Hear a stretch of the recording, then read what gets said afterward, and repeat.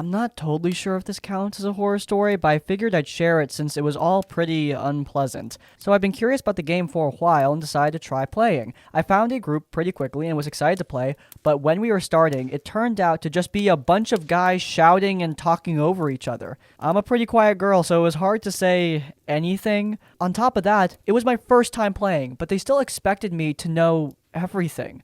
The only time I actually had fun was when only one other player came and we just did some combat practice. The guy was super nice since he was the only one in the group to actually explain things. I'm not entirely sure if the game ended or not because the Discord server we all had just disappeared for me. I don't know if they kicked me or if they all just stopped, but that's how it ended. I know it's not as bad as the others I see here, but that experience still turned me off of D&D for a while. I figured I'd share it here since I'm starting to get interested again.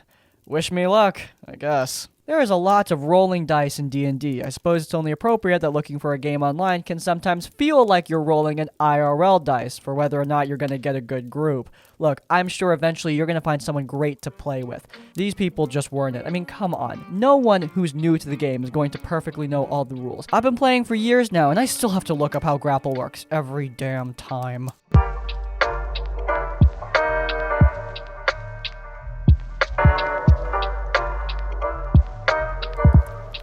This isn't my worst horror story, but it was enough to make me want to cut the campaign short and quietly not invite the player to any more. So, my old friend group have all moved on with their lives and did not opt to leave room for me in them.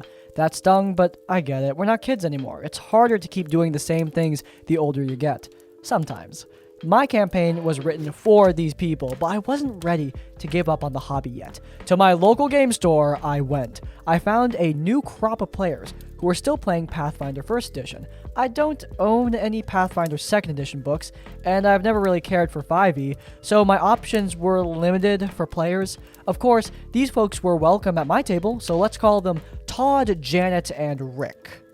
Rick is a power gamer and told me so right off the rip. He likes to stack up damage and not much else, but will roleplay a little if the group is into it, and won't interfere with the game just because he's not getting his preferred amount of combat.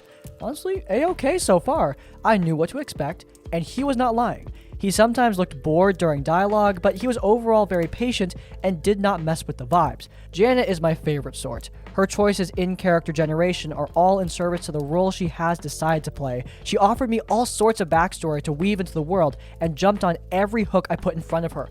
I wish I could run a game with, 5 of her. Todd, though, Todd's another story. Real sweet, well-meaning dude, friendly, helpful to a fault outside the game. 10 out of 10, would pal around with. A little about me before I go on. I don't run lethal games. I tell small-time stories about local figures and their little lives, and live for players who engage in that world. Pretending is the biggest draw to this hobby for me. Murder hobos and power gamers don't usually fit into my games, since mechanics are in service to the act of playing pretend. Perfectly valid to play that way, but I don't run my games like that. Honestly, I don't even care to learn how to make a game fun for a power gamer in particular. It's not about winning for me. I can't get into that headspace to understand players who want to win like that. Todd claimed to play the same way as Janet. He wanted to play a wizard. Not just any wizard, but a game-breaking combination of feats and spells that Todd probably found in, a Reddit post, let's be honest. The man's understanding of game mechanics was, I have never encountered a player before or since that knew the game so well. So I guess that's why he seemingly delights in breaking the game? When you know all there is to know, what's left but to tear it down just 'cause? Fun for him, but not for me as the game master. I won't repeat the combination he went with, since I don't want to be responsible for anyone else thinking, I'm gonna try that, and wreck their own GM's hard work. Suffice to say, he had the ability to call forth a literal infinite number of undead minions that could regenerate as many times as needed to wear down an army of Tarrasques. His only limitation was the availability of bodies. On top of that undead army, he had an armor class of around 50 at level 10. How?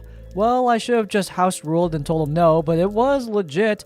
He's an expert in seeking out what the rules don't say and taking advantage. I could have told him to just screw off directly, but I was fresh from my old group breaking up, so I was hesitant to do anything I thought would dampen his fun and cause me to lose this new group too.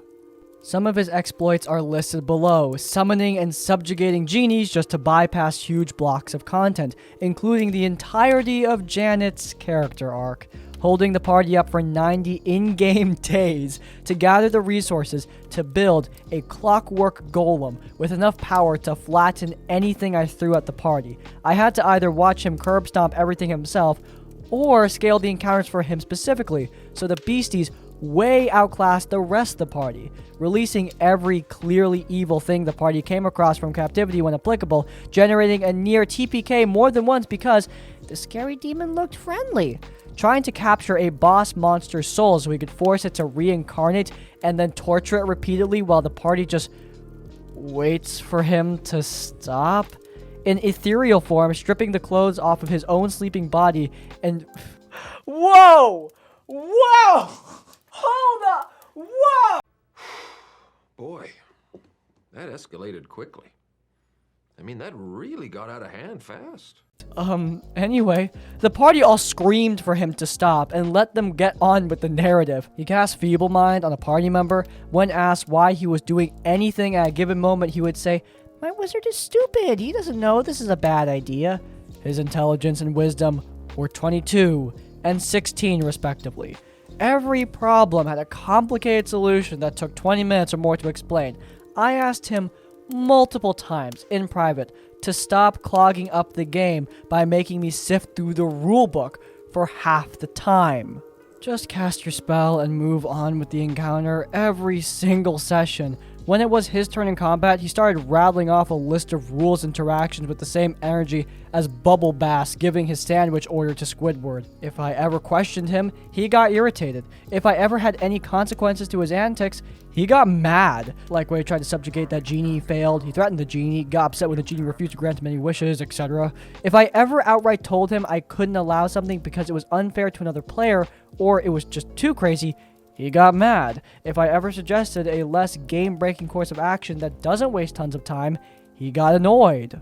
I would have kept the campaign going for the other party members and left him out since he made it clear he didn't care about role-playing or the story, but Janet is his wife and Rick is his childhood friend. I don't know how to ask only one or two elements of a tight-knit group not to play in my game, so I had the BBG attack them and bring the campaign to a close. They beat him handily, of course. At least 2 of my 4 players were disappointed with the ending. I don't blame them, but I felt like my hands were tied. I have learned plenty from this experience. Our anonymous OP here is under a lot of pressure with this whole situation. This is a little bit more complicated than what we see a lot of the time. There is a tight-knit group here. The players are intertwined outside of the game, meaning letting go of one of them adds some complications. I spoke to the OP of the story over DMs, and apparently our problem player here isn't really that bad of a guy outside the game. They were really telling the truth there and being genuine about this person being a decent friend, but at the end of the day, not all friends are going to fit into your campaign, and this is just one example of that. This player did not put in any effort to fit into the game, and that's fine. However, you can't brute force the game into fitting into your playstyle. This guy clearly has an extremely very power gamey min-maxy playstyle that goes beyond most min-maxers that I've ever seen. Rick is the proper way to do it. If you're okay with bending your playstyle, do it. If you're not okay with bending your playstyle, that's fine, but you need to find another game. Rick was okay with bending his playstyle and fitting in with the vibe of the rest of the group. Our problem player, though, yeah, less so, which is definitely a shame. I think bringing the campaign to a respectable end was a decent solution to this. Just ending the campaign also isn't a great solution, so giving it this ending is good, especially since, look, most campaigns don't even get to the end in general, so hey, you did something there. Though I will say, using Feeble Mind on another player, that's not great. This is less of a horror story and more of probably one of the weirdest interactions I've just ever had. It was my first time being a DM in a 5th edition Dungeons & Dragons game. We were about 5 sessions in or so, and things were going really well.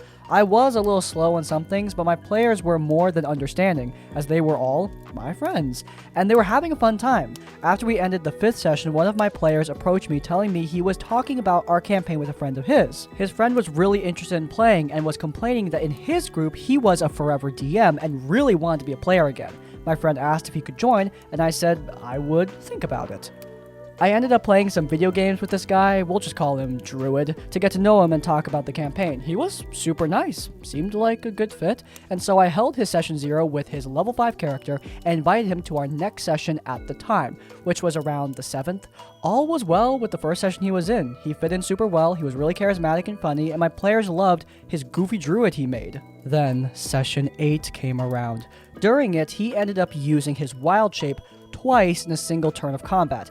At the time, I didn't realize it cost an action to cast, and at the end of the session, once combat was already over, a player of mine spoke up, a rules lawyer, not Druid's friend. They politely said, "Hey, I don't play a Druid that much, but I think it costs an action to cast Wild Shape, just to let you know, DM." So I quickly read up on the Druids and his specific circle and spec. I thanked them and simply said, "Okay, you are right. From now on, Druid, we're gonna play like that. Since I am new to DMing, I want to stick as close to the rulebook as humanly possible." He agreed, and we left. But that night, Druid called me up and told me he thinks he should be able to cast Wild Shape twice in a round because it would be cool, and his character is so much stronger than everyone else's. They were all the same level, and so it would be way more fun. I told him that I simply wasn't comfortable enough as a DM yet. I wasn't sure if that would end up being super unbalanced later in the game, and I want to stick to the rules as written right now. He explained that when he DMs, he shifts rules all the time, and it's fine. To which I stood my ground, and I told him I am just not as experienced as he is, and I want to play the game with the rules as written. He said fine, whatever, in a casual tone and hung up. I honestly really didn't think much of it. The next day, I got lunch with one of my players, and his phone was blowing up. I asked if he needed to take care of that, to which he told me no, because it was Druid blowing up a secret group chat he made after his first session. Apparently, he was going off since the day previous about how I am the lamest DM ever, and how I am intentionally nerfing him so he can't have fun. He was trying to convince my players to leave my campaign to join a new one he was going to make. I called him up and asked him what all this was about. He sounded fine last night on the phone, so why was he crap talking me in a private group chat? He told me that the chat didn't exist and my friend made it all up. I told him I was physically looking at the chat, and he immediately removed my friend from it. He then told me he was leaving the campaign since I was so crazy and making things up about chat that didn't exist. The mutual friend we shared ended up following his leave a single session later via ghosting me. Super bizarre, but the rest of my players and I ended up having a lot of fun, and the campaign ended up lasting pretty long, too. I'm happy this DM ended up having a really fun campaign with their friends. This is definitely more of a weird story than a horror story, though I will say, this player crap talking you from day one, that is the kind of thing that gives me anxiety. I know a lot of DMs, including myself, struggle from this pesky thing called imposter syndrome, and crap talking your DM behind their back is not helping with that. Now rest assured guys, your players are definitely not doing this, okay? Don't worry. This is out of the norm, at least I hope so. If you have criticism for your DM, that's good, but first, you need to present it respectfully, and second, you need to present it in the first place. This guy is just going behind the DM's back to try and steal away all their players. Not cool, dude. Not cool at all. Been watching you for about 6 months, and I've gained tons of insight from your channel. Thank you so much, by the way. About time I posted my own RPG horror story about a DM who used hugely boosted wasps to stun lock level 1 players in a paid campaign. So as a forever DM, I was desperate for any chance to play Dungeons and Dragons. I posted a link on D&D Beyond's forums looking for a group, and I was asked to join a server with paid games. Eventually, I got into a game that was some homebrew world in a D&D setting, and we were all starting out in an adventurer's guild. The problem with this story will be the DM, who, keep in mind, is charging $10 per session, and we were scheduled to play weekly. After the DM canceled multiple sessions due to apparent computer issues, we were able to play session 1 after we already had a pretty decent session 0. Our characters were level 1, starting equipment, and the only gold we had was what our backgrounds started with. I chose the Haunted One background, which started with 0 gold, and the DM expected each character to pay 2 gold to be a part of the guild. You know, the whole point of the campaign and why we were playing. DM said he didn't realize my background didn't have any gold, And, well, he made another character pay for me. Okay, it kind of seems like a big oversight, but sure. It's not like he had actually told us our starting gold count mattered for anything, and he clearly didn't look at our sheets. So we begin our adventure looking for a tobacco cart lost in the forest. The first enemy we encounter manages to do over 1/2 of my hit points in a single hit. And I've got 18 AC, by the way. It was some flower creature he homebrewed, and it took a full party of 5 to kill it in 2 rounds. This seemed a bit much to me at level 1, but hey, at least I'm playing D&D, right? Fast forwarding through a lot of story bits and light exploration, we come to find out the cart was attacked by some giant wasps. This seemed great because we were thinking that we were due to fight some trash mobs, which is always fun. I didn't know the stat block for wasp by heart or anything, but I was aware it was a really low CR monster, and we're at level 1, so they can't be that tough, right? No problem. It was a problem.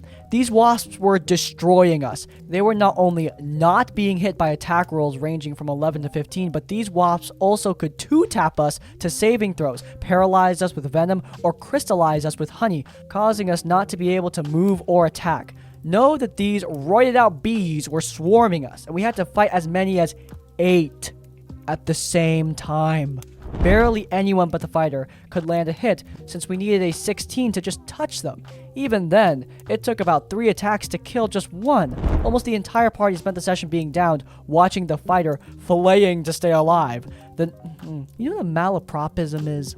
This is a great example. The fighter flailing to stay alive. The next 3 sessions were exactly the same. 3 to 4 people get down by round 2, and we watch the remaining players struggle to survive. I did my best to heal, but ultimately, my 18 armor class did not matter for these super wasps. I kid you not, I spent the majority of the next 3 paid sessions being incapacitated. I ended up sending the DM notes I gathered from privately talking to the rest of the party and showed him that his math for these encounters is tremendously wrong for level 1 characters and that I am not having a good time paying to be incapacitated. I was professional but brutally honest as I myself have DM'd multiple campaigns. He ended up apologizing and said he'd make changes, but I and other players dipped out before the next session. The player and I continue playing in D&D games that I DM to this day. Thanks for reading. I know what some of you are thinking. Why don't you stick around and see if they actually improved? But honestly, I don't think it's worth it. Especially since this is a paid game. Look, you are not obligated to remain in any TTRPG game that you're not having fun in, but that's especially true if you're paying for the experience. $10 a session. Look, that's not exactly what I call cheap, and I get it, your time is money, but as a DM, if your players are paying that, you need to give them an equivalent experience. This is not that, and that's coming from me. I mean, seriously, that wasp encounter sounds like something straight out of one of my campaigns, because I run some brutal combats. But number 1, I kit out my players with tons of magic items and make sure they're high enough level to deal with it, and number 2, I make sure my players actually have fun with that kind of encounter. Something this DM did not do. If you're going to do a paid game, open communication and making sure your players are going to have fun with your game matters. And this DM skipped that step entirely. The cast of characters is me, current GM, the barbarian, the rogue, and 3 other people that are not so relevant to what happened to be singled out, so I will mostly refer to them as one group of people. I've been playing with my current group for over a year now. We used to play a homebrew D&D campaign run by another person from the group. Now we're in the middle of a dragon heist campaign run by me. Even when we were playing the homebrew campaign, there were occasionally scheduling problems with the barbarian, but they were mostly solved with talking and gentle reminders that we all want to play to have a fun hobby. We didn't think much of it happening, and it happened infrequently enough that there was little to no last-minute cancellations. After we finished a couple of adventure hooks in that campaign in the span of 4 months, I think, our then GM wanted to play for a change, and I wanted to run Dragon Heist again. A true win-win situation. At this point, Barbarian's friend, the Rogue, wanted to join in on the new campaign as she'd not played with us before, and I thought having 5 players instead of 4 is totally fine. The Rogue was a total beginner, and I've run beginner-friendly campaigns many times before. Pretty much every campaign I've run has had a beginner-level player, so that wasn't an issue. I also knew beforehand that the Rogue works a job that requires her to work night shifts, but she assured me it would not have an impact on scheduling. I also reminded her that we do intend to play weekly. She agreed to honor this and make time for the game. The campaign begun in the first week of September, and the scheduling issues arose quite quickly after a couple of weeks. Both the Barbarian and the Rogue always had something better to do on days off or free time, and eventually during November, December, last minute being either a day or two or on the game day. And neither offered any other times that would be suitable to them. They also very rarely actually participated in the scheduling. Instead, the rest of the group would agree on a time, we'd at the two players, and they'd answer maybe in 1 to 3 days, or the same morning when the game would be, saying that they just can't attend. Every time this happened, I said I don't like this canceling business, and that if they can't commit to plans that have already been made, they should reevaluate if they have the time or energy to even keep playing. After the third time this happened, I gave them a final warning and wrote a long paragraph to both of them about how last-minute cancellations require me to do a lot of extra work for the campaign. The Rogue apologized, and the Barbarian gave me a non-apology, which boiled down to, well, we don't mean to cause you any extra work, so you can't blame us, and also you don't pay as much mind to the Rogue's work schedule as you do to everyone else's. Oh man, don't you just love it when people that are hurting you don't understand that they're hurting you and think that's an excuse to not stop hurting you? It's great! We'll have to bear in mind here that I'm a college student and 2 other players from the group are currently employed, plus the Rogue, and both of these players pretty much every time come play from work, and I have a lot on my plate with school as well, so taking all that into account, I thought it was reasonable to expect the Rogue would be able to play at least sometimes, even if she did work an occasional night shift. I'd understand if it all came to just being tired after work, but I know for a fact that both the Rogue and the Barbarian were/are quite the party animals, and that brings us to the second problem, which was that they were frequently showing up to the sessions either high, drunk, or hungover. I don't forbid alcohol or anything else at my table, as most of us like to have a beer or 2 while playing, but I've talked about it before and said I didn't want drinking or smoking or whatever to disrupt the game, which it did. I could always tell how intoxicated the 2 players were by seeing how much weird shenanigans they came up with during the game and how much it disrupted the flow of the session. Both players were aware that I disapproved of being heavily intoxicated or hungover during games. I feel like this is one of the reasons they dropped out. One more problem was that neither of the players took into account the time they'd have to put in outside of the sessions, like leveling up their characters, or the Rogue basically refusing to read the rules and being constantly confused about what she can do during combat, and how many of the roles worked. A lot of the combat time was taken up basically by explaining the rules over and over again. I think in the end, both of the players were 1 or 2 levels below the others because they never bothered to level up from level 3 to 4, let alone to level 5. Both claimed they didn't know how to do so. I offered weekly to help to level them up and told them to come like 15 to 30 minutes early to the session so we'll have time to level, but they came in 15 minutes late. Every time. I told them we're not going to cut into our already limited session time for leveling. I offered to help on non-session time. Both players dropped out a few weeks ago after some scheduling issues once again. The Barbarian ended up being pretty peaceful, and I'm not really mad at them, as sometimes you just can't commit to a hobby like D&D, and that's fine. What I do take issue with is the Rogue sending me a paragraph when leaving the group, accusing me of behaving badly towards them, and the game not being chill and beginner-friendly. I did apologize for possible poor behavior, because I'm nice like that, but I asked the Rogue to elaborate on what she thought I did wrong so I could improve in the future, but she didn't even read the message. We can only guess that the Rogue thought that beginner-friendly meant I can do whatever I want, it's an RPG and I don't have to commit, or if there was truly something I could have improved on, but it's just anyone's guess. To note, I had no idea the Rogue even had an issue like this, and I had no idea they perceived problems with my behavior. If she voiced them before, something could have been done, but whatever. I genuinely have no idea what I did presumably wrong, or how exactly my behavior was crappy, but the most likely answer is that the Rogue was just projecting. Man, this story was marked NSFW, so I was constantly waiting for something insane to happen, but, you know, I'm kind of glad that we got a run-of-the-mill scheduling story. Run-of-the-mill might be a bit nonchalant, though this is aggressively bad scheduling. I mean, come on, especially with the D&D movie coming out, we've all heard the jokes. The real total party killer is scheduling. And when you're going into adulthood, that's going to be more and more of a problem. I will say, though, that while I understand that stuff happens, you do need to be communicative. You need to talk to your DM and your party about when you're available. Generally, I'd prefer cancellation 48 hours in advance. I think that that's a decent amount of time for me me to reframe stuff for the campaign. I also make sure to like tell players, hey, you're going to be super story relevant here in the story. Are you going to be available consistently? And if they say no, well then I move those plans further back until they can be available consistently. I think most scheduling problems just happen because the world sucks and you're always busy. However, I think here there is the possibility that these two people just didn't really care. Apparently they're real partiers, which is fine. Have fun the way you have fun, but don't let it get in the way of the fun of other people. Showing up extremely hungover is, well, it's rude. It's hard to have fun when somebody's completely out of it. I think that's the real problem here. The lack of care. You don't need to make TTRPGs your top priority in life. They're not your job after all. But if everyone else is at least showing up to have a good time, try not to ruin it for them.